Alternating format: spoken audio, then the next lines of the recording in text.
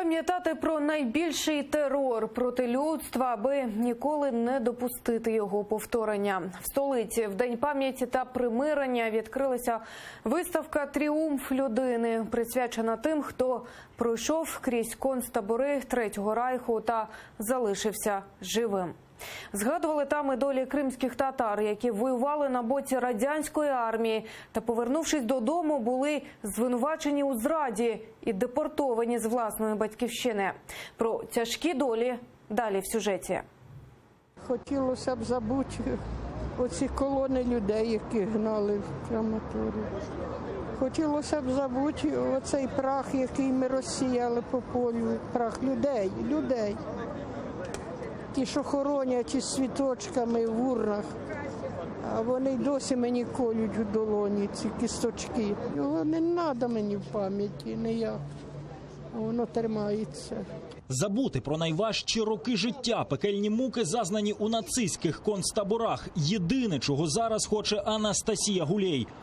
У неї за спиною Освенцим та Берген-Бельзен. На відкриття виставки, присвяченої мешканцям України, які пройшли концтабори фашистської Німеччини, вона прийшла, аби розповісти те, що так хоче забути. Аби пам'ятали, аби нащадки ніколи не забули найбільшої трагедії минулого сторіччя. Перед її очима досі обличчя кримсько-татарської жінки, свідомість якої не витримала страшної втрати – дитячої смерті. Дочка з матір'ю попали у концлагері, і першою вмерла дочка. І прийшли штубові забрати цей труп, викинути на кучу трупів. А мати зійшла з ума, у неї нема сил ні кричати, ні плакати. Вона тільки прижима цей труп. На стендах виставки 30 історій життя тих, хто на собі переніс знущання фашистів та лише завдяки величезній жазі до життя не загинув і дочекався визволення. Окремо історія кримського татарина Нурі Халілова, який воював на боці Червоної армії, але був схоплений фашистами і опинився в таборі під Миколаєвом. Пройшов полон, їх в кінці 42-го року звільнили, тоді практикувалося звільнення кримських татар.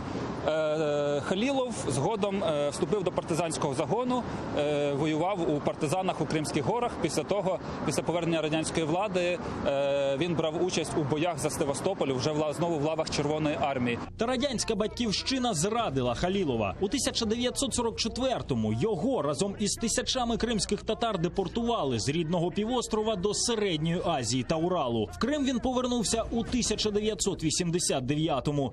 Історія Халілова – дзеркальне відображення долі всіх кримських татар часів Другої світової війни. Доля кримських татар в роки Другої світової війни була особливо драматичною, бо частина з них, які брали участь в цій війні в лавах Червоної армії, чи ті, які перейшли через полон, повертаючись додому, фактично не заставали свого дому, тому що вони розуміли, що потрапляли якраз в ці акції страшної депортації 44-го року, яка, по суті, очищала Крим від кримсько-татарської присутності. На жаль, історики й досі не можуть встановити точної кількості ані українців, ані кримських татар, які загинули в концтаборах фашистської Германії. Адже їх всіх нацисти ідентифікували як русських. Їм було байдуже до